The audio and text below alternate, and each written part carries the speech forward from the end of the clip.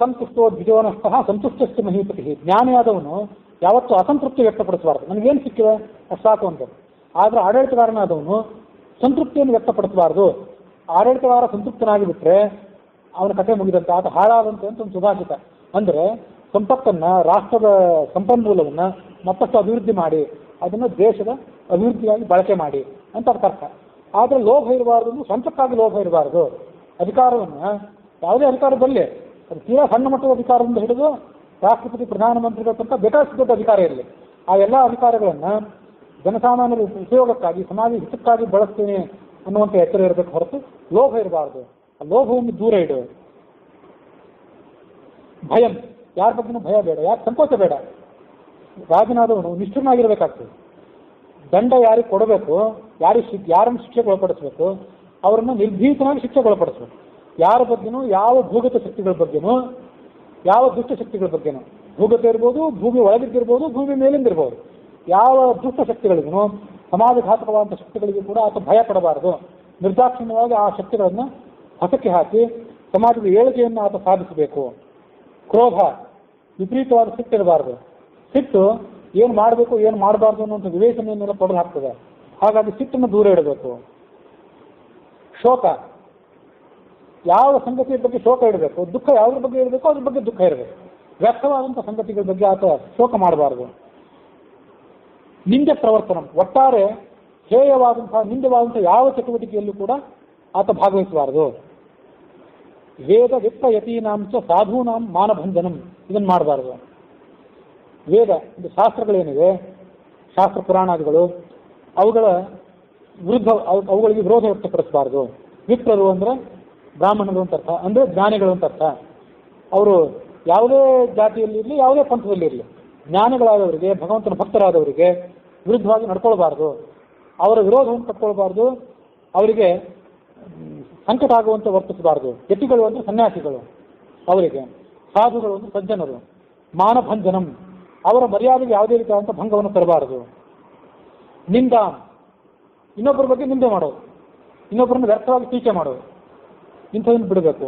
ಪೈಶೂನ್ಯ ಅಂದರೆ ಚಾಡಿಕೋರತನ, ಒಬ್ಬರನ್ನ ಕಂಡ್ರಾಗದೆ ಮತ್ತೊಬ್ಬರಿಗೆ ಏನೋ ಒಂದು ಚುಚ್ಚಿ ಕೊಡೋದು, ಅದ್ರ ಮೂಲಕ ಅವರಿಬ್ಬರಲ್ಲಿ ಜಗಳ ಹುಟ್ಟಿಸಿ ಅದ್ರ ಮೂಲಕ ತಾನು ಆನಂದ ಪಡೋದು, ತನ್ನ ಸ್ವಾರ್ಥವನ್ನು ಬೆಳೆಸ್ಕೊಳ್ಳೋದು, ಇದೇನಿದೆ ಈ ದುರ್ಗುಣವನ್ನು ಆತ ಬಿಟ್ಟುಕೊಡಬೇಕು. ಅನಿಶಂ, ಇನ್ನು ಹಗಲು ರಾತ್ರಿ ಇದರಿಂದ ದೂರ ಇರಬೇಕು ಮನುಷ್ಯ. ತ್ಯಜ ದೂರಂ ಸ್ವತೋ ನೃಪ ಪೂರ್ವಂ ತಯಾ ತಪಸ್ತಪ್ತಂ. ರಾಜನಾದವನು ಇಲ್ಲಿ ತನಕ ಹೇಗಿರಬೇಕು ಅಂತ ಅನ್ನೋದನ್ನೆಲ್ಲ ನಾನು ಹೇಳಿದೆ. ನೀನು ಬಲವಾದ ತಪಸ್ಸನ್ನು ಹಿಂದೆ ಮಾಡಿದ್ದೆ ಮತ್ತು ವಿಷ್ಣು ನನ್ನ ಮಗ ಆಗಬೇಕು ಅಂತ ಪ್ರಾರ್ಥನೆ ಮಾಡಿದ್ದೆ. ಹಾಗಾಗಿ ನಿನ್ನ ಮಗ ಆಗಿ ನಾನು ಹುಟ್ಟಿದ್ದೇನೆ. ಕೌಸಲ್ಯ ಮತ್ತು ನಿನಗೆ ಈ ಅಜ್ಞಾನವನ್ನೆಲ್ಲ ನಾಶ ಮಾಡಲಿಕ್ಕಾಗಿ ನಾನೇನು ತತ್ವ ಉಪದೇಶವನ್ನು ಮಾಡಿದ್ದೇನೆ. ಇದನ್ನು ಗುಪ್ತವಾಗಿಟ್ಕೋ, ಸುಮ್ಮನೆ ಯಾರ್ಯಾರಿಗೂ ಹೇಳಲಿಕ್ಕೆ ಹೋಗಬೇಡ. ಯಾಕೆಂದರೆ ನಾಪೃಷ್ಟಸ್ಥಿತಿದ್ವರೆ, ಒಳ್ಳೆಯ ಉಪದೇಶದ ಮಾತನ್ನು ಕೇಳುವವರು ಈ ಜಗತ್ತಿನಲ್ಲಿ ಸುಲಭವಾಗಿ ಸಿಗೋದಿಲ್ಲ. ಏನಾದ್ರು ಹೇಳಲಿಕ್ಕೆ ಹೋದರೆ ನಿಮ್ಮ ಕೆಲಸ ನೀವು ನೋಡ್ಕೊಳ್ರಿ, ನಮಗ್ಯಾಕೆ ಹೇಳ್ತೀರಿ ಅಂತಾರೆ. ಹಾಗಾಗಿ ಅಯೋಗ್ಯರಾದವರಿಗೆ ಏನೂ ಕೂಡ ಹೇಳಲಿಕ್ಕೆ ಹೋಗಬೇಡ. ಯಾರು ಏನೇ ಕೇಳಿದ್ರು ಕೂಡ ಅವರ ಯೋಗ್ಯತೆಯನ್ನು, ಅವರ ಕುತೂಹಲ, ಅವರ ಕಳಕಳಿಯನ್ನು ಪರಿಪರಿಯಾಗಿ ಪ್ರಶ್ನೆ ಮಾಡಿ ಅವ್ರಿಗೆ ಹೇಳೋದಿದ್ರೆ ಹೇಳು. ಈ ರಾಮನ ಮಾತನ್ನು ಕೇಳಿ ಗತ ಮಾಯಾಮಲೋ ನೃಪಃ, ಆ ದಶರಥನಿಗೆ ತಲೆಗೆಲ್ಲ ಬ್ರೈನ್ ವಾಶ್ ಮಾಡಿದಂತಾಯಿತು. ಆತನ ಮಾಯೆ ಮಲ ಎಲ್ಲ ತೊಳೆದು ಹೋಯಿತು. ಸದ್ಭಾವ ಪರಿಪೂರ್ಣಸ್ತು, ಮನಸ್ಸಿನಲ್ಲಿ ಸದ್ಭಾವ ಮೂಡಿತು. ಸದ್ಭಾವ ಅಂದರೆ ಸಜ್ಜನಿಕೆ, ಒಳ್ಳೆಯ ವಿಚಾರಗಳು ಮೂಡಿದವು. ಅದಲ್ಲದೆ ಸದ್ಭಾವ ಅಂತಂದರೆ ಸತ್ಶಬ್ದದಿಂದ ವಾಚ್ಯನಾದಂಥ ಪರಮಾತ್ಮನ ಅರಿವು ಆತನಿಗೆ ಮೂಡಿತು. ರೋಮಾಂಚ ವಪುರ್ಧರ, ಅವನ ಇಡೀ ಶರೀರಕ್ಕೆ ರೋಮಾಂಚನ ಮೂಡಿತು. ಏನು ಮಾಡಿದ ಅಂದ್ರೆ ಅವನು ಆ ಮಗನ ಕಾಲಿಗೆ ಬಿದ್ದುಬಿಟ್ಟ, ಬೇರೆ ಏನು ಮಾಡಲಿಕ್ಕೆ ತೋರಿಸಲಿಲ್ಲ ಅವನು. ಪ್ರಣನಾಮ ರಾಘವಸ್ತು ಚರಣವು ದೃಢಭಾವತಃ, ರಾಮ ಅಪ್ಪನಿಗೆ ಹೇಳಿದಂತೆ, ರಾಜನೇ ನೀನು ಶಿಶುವಾದಂಥ ನನಗೆ ವಂದನಾದಿ ಶಿಶುಂ ಪ್ರತಿ, ನಿನ್ನ ಮಗ ನನಗೆ ನೀನು ಈ ಥರ ನಮಸ್ಕಾರ ಮಾಡೋದು ಉಚಿತ ಅಲ್ಲ. ಯಾಕೆಂದರೆ ಯಾರು ನೋಡಿಬಿಟ್ರೆ ಏನಂತಾರೆ, ಮಾಯೆಯ ನರವೇಶಸ್ಯ ಮಮ ಉಪಹಾಸ ಕಾರಣಂ, ನಾನೀಗ ವಿಷ್ಣುವಾಗಿದ್ದರೂ ಕೂಡ ಮನುಷ್ಯನಾಗಿ ಬಂದು ಹುಟ್ಟಿದ್ದೇನಲ್ಲ, ಮನುಷ್ಯನಾಗಿ ಹುಟ್ಟಿದ ಮೇಲೆ ಅಪ್ಪನಿಗೆ ನಮಸ್ಕಾರ ಮಾಡಬೇಕೇ ಹೊರತು ಅಪ್ಪನ ಕಡೆಯಿಂದ ನಮಸ್ಕಾರ ಮಾಡ್ಕೊಳ್ಬಾರ್ದು. ಯಾರು ನೋಡಿಬಿಟ್ರೆ ಇದು ನನ್ನನ್ನು ಉಪಹಾಸ ಮಾಡ್ಯಾರ, ಎಂಥ ಮಗ ನೀನು ಅಂತ. ಹಾಗಾಗಿ ನನಗೆ ನೀನು ಹೀಗೆ ಮಾಡಬೇಡ, ನಮಸ್ಕಾರ ಮಾಡಬೇಡ.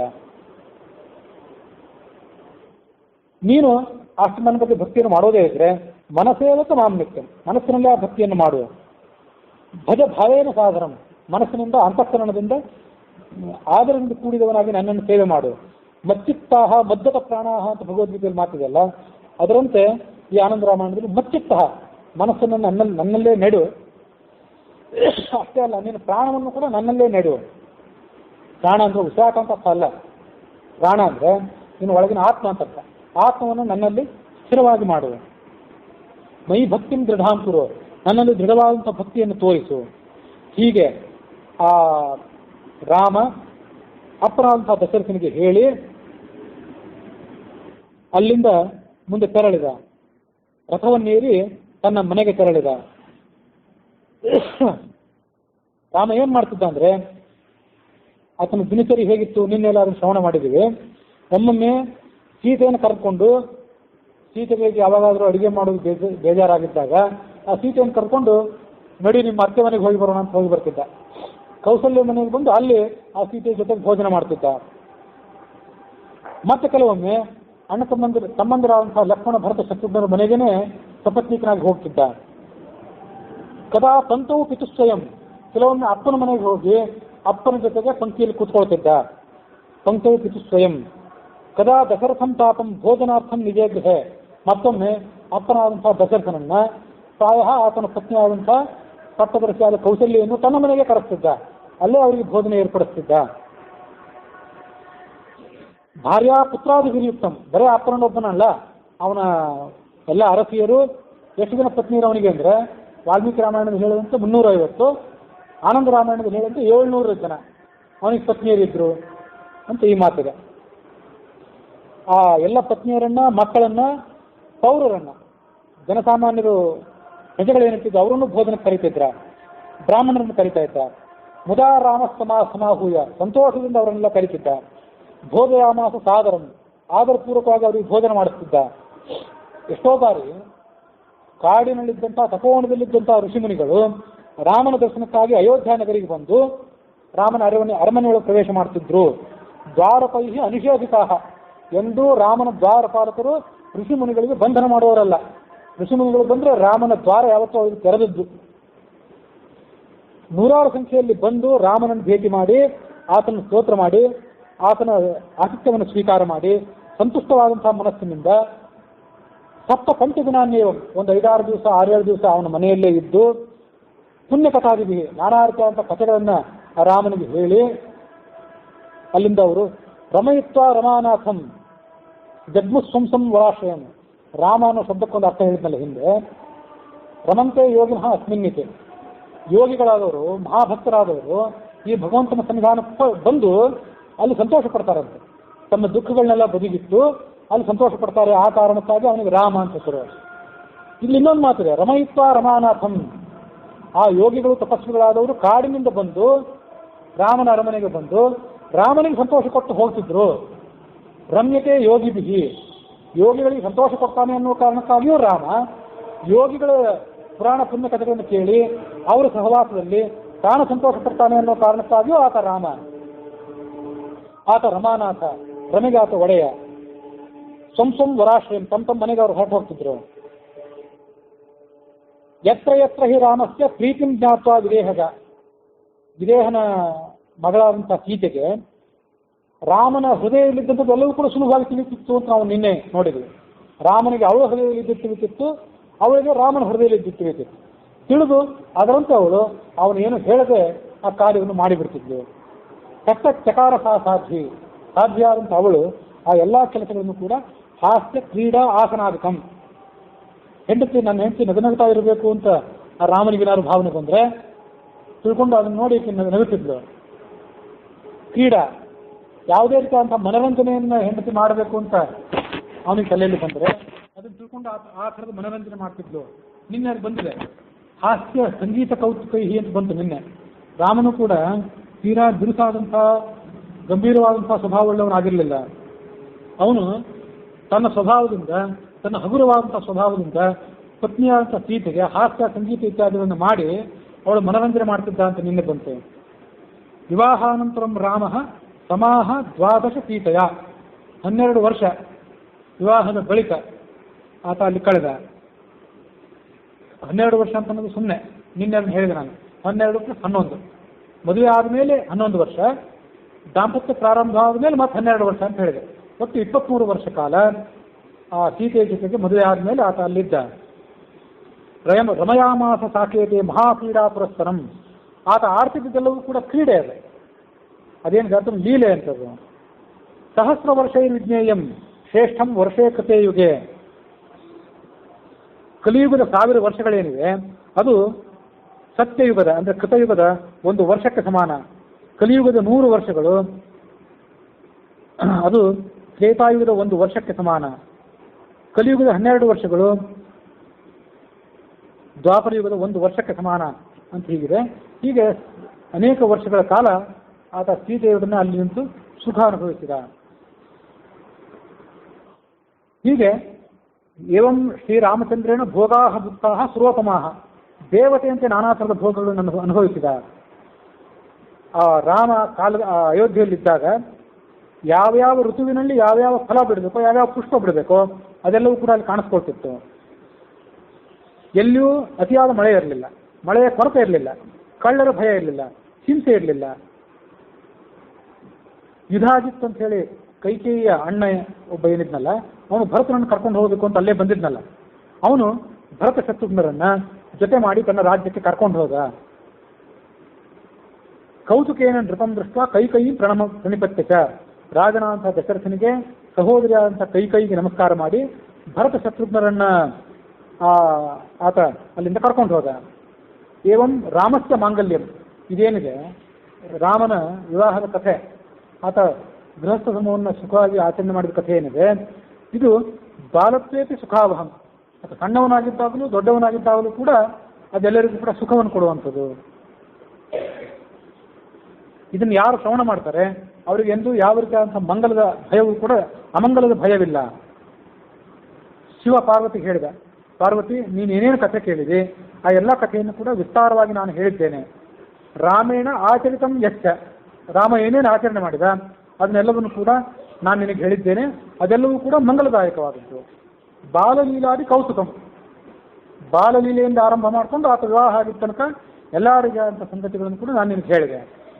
ಅದೇನು ರಾಮನ ವಿವಾಹದ ಕಥೆ ಮತ್ತು ಆತ ಗೃಹಸ್ಥ ಧರ್ಮವನ್ನು ಆಚರಣೆ ಮಾಡಿದ ಕಥೆ ಏನಿದೆಯಲ್ಲ, ಅದನ್ನು ನಾವು ಶ್ರವಣ ಮಾಡಿದ್ರಿಂದ ನಾವು ತಿಳ್ಕೊಳ್ಬೇಕಾದದ್ದೇನು, ನಮ್ಮ ಗೃಹಸ್ಥ ಜೀವನಕ್ಕೆ ಆ ರಾಮನ ಆಚರಣೆಗಳು ಯಾವ ರೀತಿಯಲ್ಲಿ ಅದು ಒಂದು ದಾರಿದೀಪ ಆಗಬೇಕು ಅದನ್ನು ನಾವು ಗಮನಿಸಬೇಕು.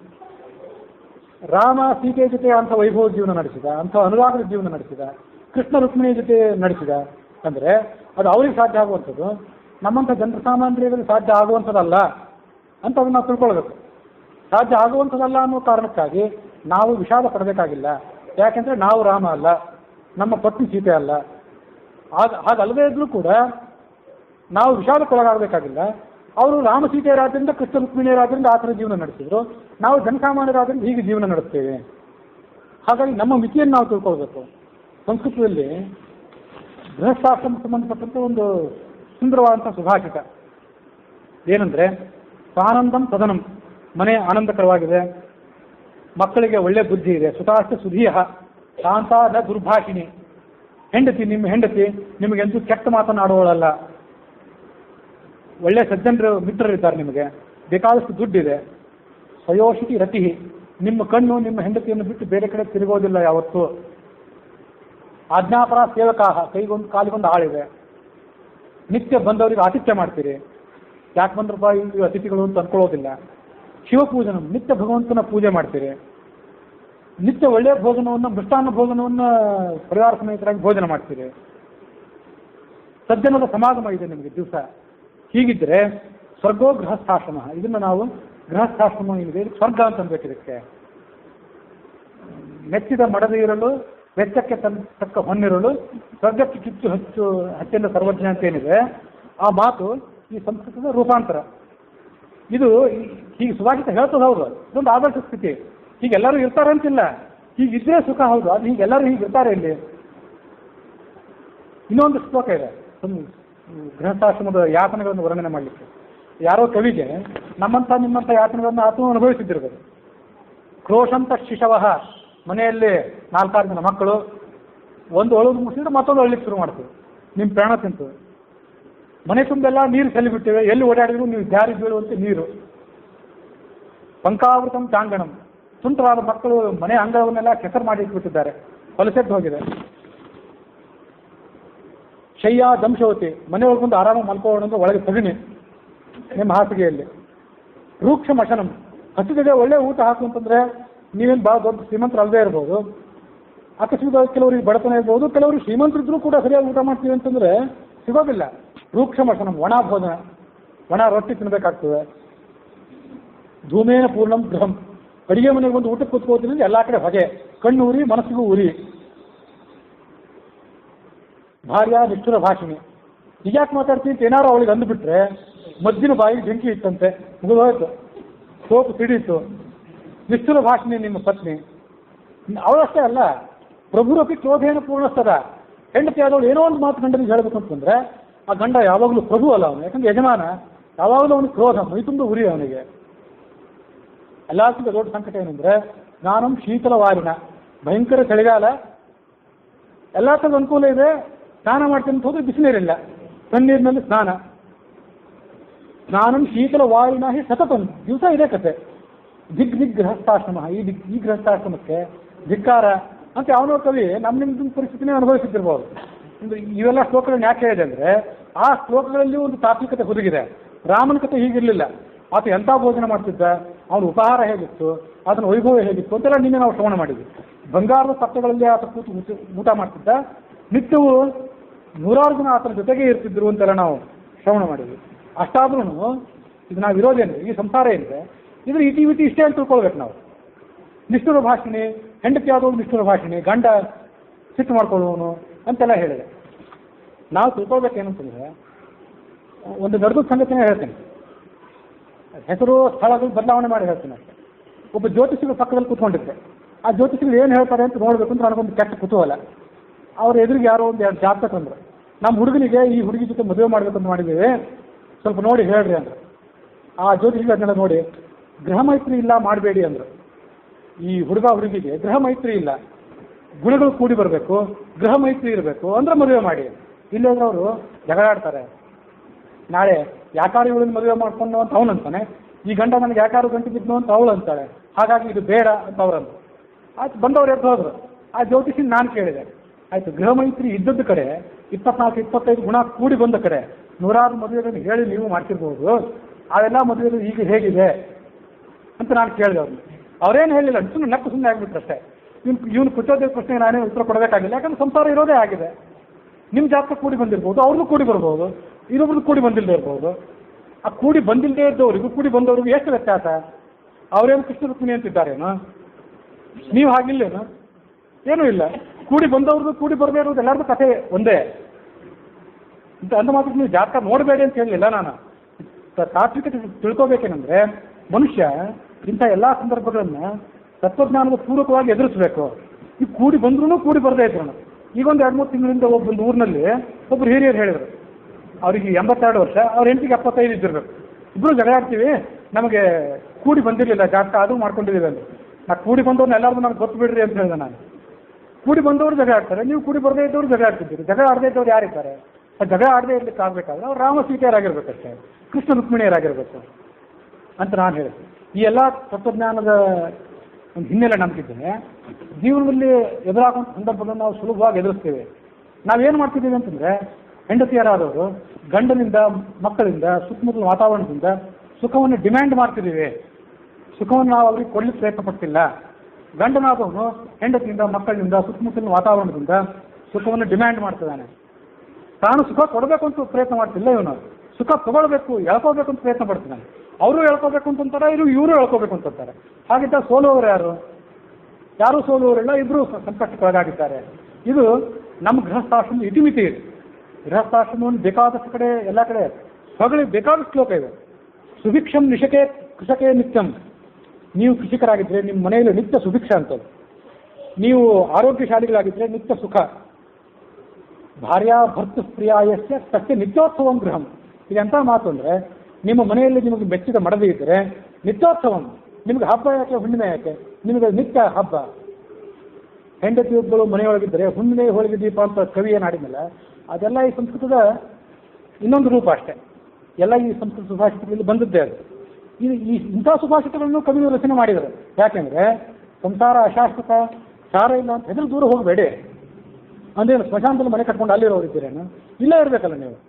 ಮದುವೆ ಆಗಬೇಕು, ಮಕ್ಕಳನ್ನು ಹೊಡಿಬೇಕು, ಅವರಿಗೂ ವ್ಯವಸ್ಥೆ ಮಾಡಬೇಕು, ಅವ್ರ ಮುಂದಿನ ಜವಾಬ್ದಾರಿಯನ್ನು ತೊಗೊಳ್ಳೇಬೇಕಲ್ಲ. ಹಾಗಾಗಿ ಸಂಸಾರ ಅಶಾಶ್ವತ ಇರ್ಬೋದು, ಅಶಾಶ್ವತ ಅಂದ್ರೂ ಅದು ಮುಗಿಯೋ ತನಕ ನಾವು ಅದನ್ನು ಅನುಭವಿಸ್ಬೇಕಲ್ಲ, ಅನುಭವಿಸೇ ವೈರಾಗ್ಯವನ್ನು ತಾಳ್ಬೇಕಲ್ಲ ಅಂತ ಆ ಕವಿಯ ಅಭಿಪ್ರಾಯ ಅದು. ಯಸ್ಯ ಭಾರ್ಯಾ ಶುಚಿರ್ದಕ್ಷ ಭರ್ತಾರ ಮನುಗಾಮಿನಿ ನಿತ್ಯಂ ಮಧುರ ವಕ್ರೀಚ ಸಾ ರಮಾ ನ ರಮಾ ರಮಾ. ಇದೊಂದು ಸುಭಾಷಿತ.